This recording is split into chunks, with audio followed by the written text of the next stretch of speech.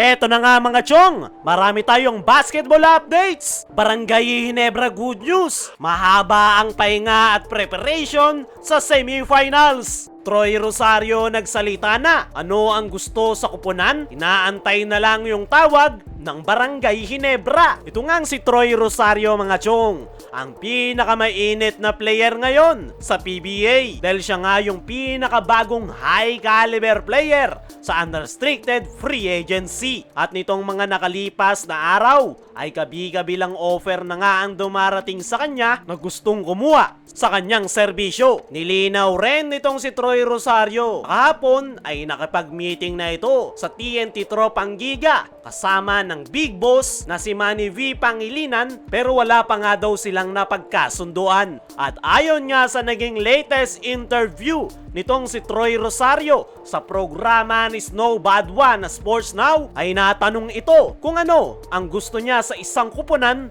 bago pumirma ng kontrata. Unang-una nga sa sagot ni Troy Rosario ay ang longevity o kung gaano kahaba ang kontrata. Alam nga raw ni Troy Rosario na ito na yung huli niyang kontrata habang nasa prime ang kanyang laro. Kaya hanggat maaari ay mahabang kontrata ang kanyang makukuha. Kasama niyan ng malaking pasahod para ma-secure yung future ng kanyang pamilya. Pangalawa sa gusto ni Troy Rosario ay isang championship contender team. Lahat naman daw siguro ng player ay gustong makakuha ng kampyonato dahil yan nga raw yung kanilang goal. Kaya sila naglalaro sa PBA. Kaya kung magkakaroon nga raw ng opportunity si Troy Rosario na makakuha ng contract offer sa isang kupunan na championship contender team, ayun nga raw ang kanyang kukuhanin. Kalakip nga raw ng championship ay yung malaking bonus. Kaya kung papipiliin daw talaga si Troy Rosario,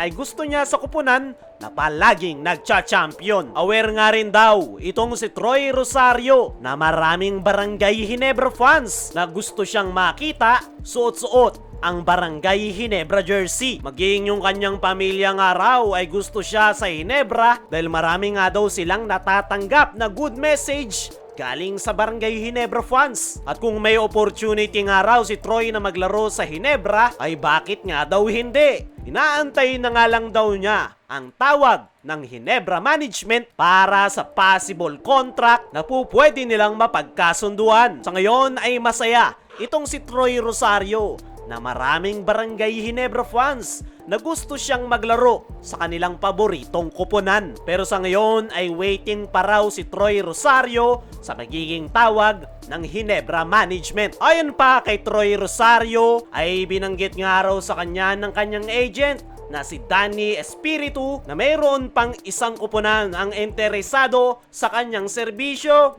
which is ang Barangay Ginebra. Pero inaantay pa nga daw nila yan at mas maganda nga raw para kay Troy kung magkakaroon ng meeting kasama ang Ginebra management.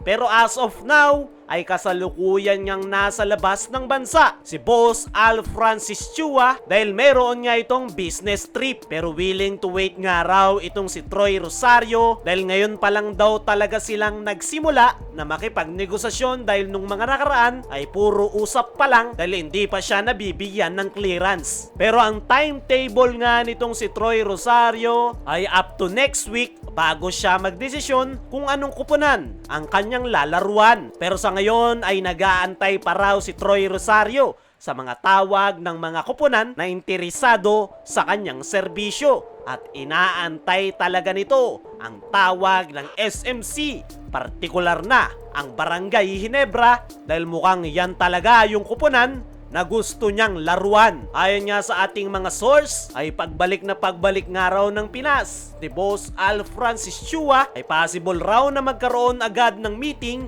kasama si Troy Rosario. At yan nga pag-uusapan yung posibleng magiging kontrata nito at expected na dodoble nila yung offer ng TNT. Dumako naman tayo dito sa kabilang balita. Barangay Ginebra good news, mahaba ang pahinga at preparation sa semifinals. Barangay Ginebra nga mga chong, ang unang nakapag-advance sa semifinals at extended nga yung preparation ng kupunan ni Coach Tim Cone dahil nakapwersa pa ng do or die game ang Converge 5RXers kontra sa San Miguel Beermen. Kung sino nga yung mananalo sa dalawang koponan na yan ay ang makakatapat ng Ginebra sa Best of 7 semifinals. Kaya naman, ngayong nakapwersa pa ng do or die game ang Converge ay nagbe-benefit nga dyan ngayon ang Barangay Ginebra. At yan nga yung nakakatakot para sa Barangay Ginebra dahil napakaganda na nga ng kanilang inilalaro, nakukuha na nila yung kanilang solid team chemistry, tapos nabigyan pa sila ngayon ng sapat na panahon para makapagpahinga yung kanilang mga players. Kaya pagpasok ng semifinals ay fresh legs yung mga players ni Coach Tim Cone kumpara sa Converge at San Miguel na pagod dahil umabot nga ng Game 5 yung kanilang series. Ayon nga kay Coach Tim sa kanyang naging latest interview nitong nakaraan ay wala pang araw silang ina-assume kung sino ang kanilang makakarap sa semis dahil napakagandang araw ng inilalaro ng dalawang koponan. At tama nga si Coach Tim Cone dahil extended yung series ng dalawang koponan. As of now ay yung mga players ng Barangay Ginebra ay nagpapahinga. Pero itong si Coach Tim Cone ay todo na yung pag-i-scout sa Converge at San Miguel Beermen. Actually, present nga si Coach Tim sa nakalipas na Game 4 kagabi para pag-aralan ang dalawang koponan. At tingnan na lang natin kung sino nga ba yung makakatapat ng Ginebra sa Best of 7 semifinals. Kayo mga chong, sino sa tingin nyo ang makakalaban ng Ginebra sa semis? At ano rin yung masasabi nyo ngayong nag-aantay si Troy Rosario sa tawag ng Ginebra Management? Comment mo lang dyan sa ibaba.